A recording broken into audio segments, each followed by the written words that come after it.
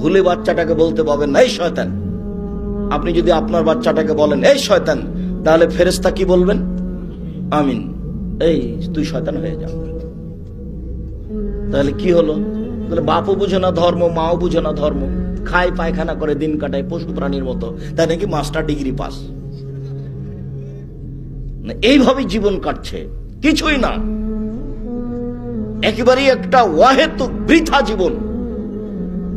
বেশি পয়সা ইনকাম করতে হবে এ কথা নয়, বরং জীবনটা সুন্দর সাবলীল রাসূল সাল্লাল্লাহু আলাইহি সাল্লামের পদ্ধতিতে হতে হবে। এটাই মূলত সফলতা। বিবেচনা করে 24 ঘন্টা পার করতে হবে, সময় এমনিতে পার হয়ে যাবে। সম্মানিত দিনী ভাই বোন, সূরা ইখলাস একটা কোরআন তেলাওয়াত হিসেবে, ইবাদত হিসেবে ব্যতিক্রম ইবাদত। তাই 3 বার পড়লে 1 বার কোরআন মাজিদ পড়ার সমান নেকি হয়। আল্লাহু আকবার।